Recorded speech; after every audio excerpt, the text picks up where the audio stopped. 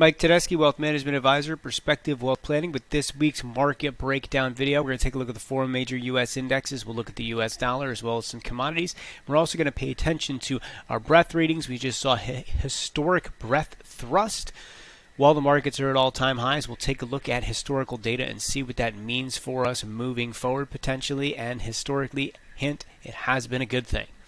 Now, the S&P 500 trading right up near those all-time highs. This is exactly the action that the bulls wanted to see. We came down, we tested that really important area of support. The market was unable to break below it, turned around, made a nice bounce, put in a higher low, and continued to head up. This actually could be looked at as an inverse head and shoulders pattern, and we got back up over that neckline, and that is a bullish pattern. Now, what we're looking for here on the S&P 500 is obviously a break to new all-time highs. So we did get before that 45 zone and above, and then we want to see it hold for a couple of sessions and continue to push higher. The Dow yesterday did make a new all-time high. It's the first high that it has made since 8/9. And we've talked a lot about it this year. The Dow had an incredible first quarter, and then after the first quarter, really didn't go anywhere. So 3 days ago, the price was the same price it was in the middle of April. This is a nice long base. If we can make that breakout, hold up above it, and continue to push, that bodes very well for us here in the future. Now, one of the things that we look at when we're talking about ranges is something you might have heard called measured moves. What we do is we measure the size of that range, and when we get that breakout, we go ahead and look for a similar size move, and that would put us up right around that 38,000 level. If we can get up above and hold and continue to push, that would be that upside target for this range that we've been in. We're still waiting on the Russell to do something. It is still clearly trapped inside this range. I really think it's important if we're going to continue to really push higher across the board and have that broad-based market rally in the fourth quarter, then we need to see participation out of the mid and small caps. So we're watching this very closely. Really want to see that up over that 2360 level. It's not there yet, and it has just really been trapped for essentially the entire year outside of the first week or two. Inside this range. So I think it's really important that the Russell comes and participates, so we're going to be watching that closely. Now, the Nasdaq, very close to making new all-time highs as well. All right, not quite there. All right, but right within a percent or so. We want to see this up over this 15,700 level to get that follow-through. Nasdaq clearly held its major level of support as well.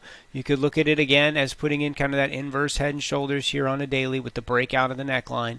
The important zone really still is going to be a move up over that 15,700. So as it sits right now, the S&P 500 is just below, the Dow is just above, the Russell is still trapped inside that range, and the Nasdaq is a percent or so off. So it wouldn't take but another day or two of markets grinding higher for us to see those highs put in, and that would bode very well. So we're going to pay close attention and see if we can get there. Now, the U.S. dollar, we've talked a lot about it. Look, there's 94 to 95 resistance zone, goes all the way back to 2018 is really important. You know, we take a look at the bigger picture, the monthly charts as well. A lot of times in this video, this is an important level for a long period of time. We got that push up right into this zone, and it has failed. Now, the market's pulled back, and if you look at where it pulled back to, it pulled right back to that last breakout that we had in September, and it's holding that zone. If the dollar loses that, then I think we head back towards that 92 zone, and then we're right back in the middle of this range that we've been in for essentially a year with no movement one way or the other. So the U.S. dollar, we're still watching it. We didn't get that breakout. We're still trapped inside this range. It hasn't done much of anything for quite some time. We take a look in at gold. Gold has fought with that 1800 level a couple of times over the last week. It's still trapped in this long-term sideways kind of grind lower over the last year. Still in the context of a multi-year long cup, and this could potentially be that handle for that follow through here to the upside. But again, the market's got to prove it to us, all right? We take a look in at silver. I like the action in silver a lot. We had potentially a false breakdown underneath that 22 level. A lot of people had some stops there because if we go back to September and December of last year, right, we held right at that 22 and made that quick bounce. So anybody that set their stops right under that 22 level got stopped out. The next day it turned around and rocketed back above that level and has continued to head higher since then. All right, if I'm looking at this market right now, I don't want to own it underneath the lows from 929 and really want to see it get back up over that 25 level so we can head back towards the top of this box. But again, in context here, it is just trapped in a sideways range really since last July. We look at Palladium 2200. We've talked about it a lot. Really important level. It bounced right up into that 2200, failed, headed back down. It's now in that 1800 to 2200 level. Whoever wins this next is going to get the next directional move. But this market was the leader for quite some time, and you can see it quickly fell out of favor and really hasn't recovered. Platinum held an important 900 level, bounced back up, and it's now trading at the highest levels it has since August. There's still a lot of damage on this chart. We still have resistance up here at 1150 and then back up at 1278. But we did get away from that low pretty quickly, so this does look much better than it did a couple of weeks ago. But still, precious metals have not been an area this year that has done well. Now, we look in at copper. Copper pushed right back up into those highs over the last couple of sessions and not able to break above that. We're going to see if it can hold over that 450 level, which is the top end of this range here. If it can do that, watch for that break over 480 for a potential follow through here to the upside.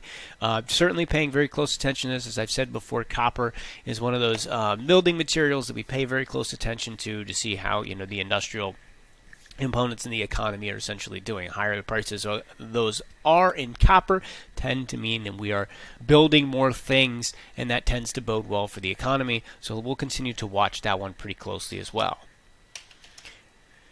Oil continues to grind higher. Let's look at this in on a monthly chart now, right? We're up at 83 on oil. We talked so much about that 75, 77 level. We've gotten up above it. We've continued to push for almost the entire month. If the monthly candle were to close right here, it would be a very, very good sign, right? I still think we have a good potential to run up into that 90 zone. That's where that next resistance level is. What happens there will be very, very important. We talk about oil. We also want to talk about gasoline. Gasoline, you can see we finally got up over that 240-ish level, which is clearly an important zone of price action going all the way back to 2012, 2013, 2014, right? We have stayed underneath of that since we broke down in 2014. The upper end on this is gasoline back at that $3 level, which means we still could be in for, some rise at the pump for sure if this trend continues. When we look at this from a charting standpoint, there really isn't much between that 240 and that $3 zone. So we're going to continue to watch this into the end of the year, of course, as well. Last but not least, we'll take a look at nat gas. Look, the last 3 times that we've poked our head above that 540 level, it was an immediate and swift reversal with years before we saw that price again. We go back to 2009, you can see we were above it for a month, then we fell for 3.5 years. In 2014, we had that big spike, and then we did nothing but fall for 3.5 years. Then we tested the underside of it and fell for 2 years. Now we finally broke up above that and had our first monthly close since 2009 above that level, but look at this month's candle. This month's candle is starting to look a lot like what we have seen in the past, where nat gas gets above a particular level and immediately turns around and reverses. Underneath $5, we close underneath this $5 level. I'm going to look at this as kind of a blow-off top potential in nat gas. All right, if it starts to turn around and reverse, I might change my mind. So for me, how this monthly candle closes this month in nat gas is really, really important.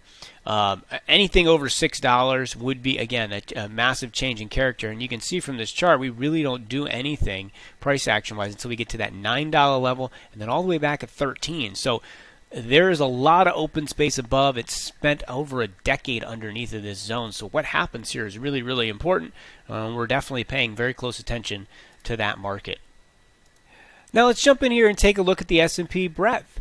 We went from a cycle of only 10% of members in a short-term uptrend to more than 80% of them in a short-term uptrend, and that's stocks that are above their 10-day moving average. That is a super quick cycle from almost no participation over the 10-day moving average to almost everyone above that 10-day moving average.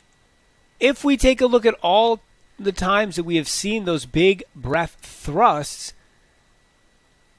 we can take a look at it the percent that we are away from all-time highs, and what we'll see is we're right here. This is a very rare occurrence for us to have such a large breadth thrust while we are basically up there at those all-time highs in the indexes.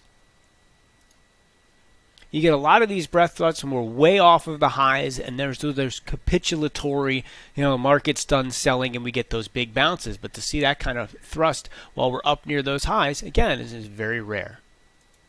When we look at this data and we go out over the next few months, we see a very, very high percentage. 2 months out, we only saw one instance where the market was down more than 1.6%, and that was 1987. We had a reading that was just like this right in front of Black Monday. Outside of that, very, very positive with a average risk to reward very much skewed in the bulls' favor. And even when we go further out, 3 months, 6 months, and a year, still better than average returns. Right? Breadth thrusts typically are a very good sign, and have that happen near, again, all-time highs. This is a rarity. But every time that has happened outside of 1987, we have seen on average a solid return over the next couple of months, which would put us right into the end of the year with a nice, potentially strong finish. Now, everybody, I hope you found this information useful. As always, if you have any questions, feel free to reach out to me at mtedeschi at perspectivewealthplanning.com or give me a call at 814-580-9881. Love to talk anything about the markets with you guys. And as always, I will see you all next week. Take care.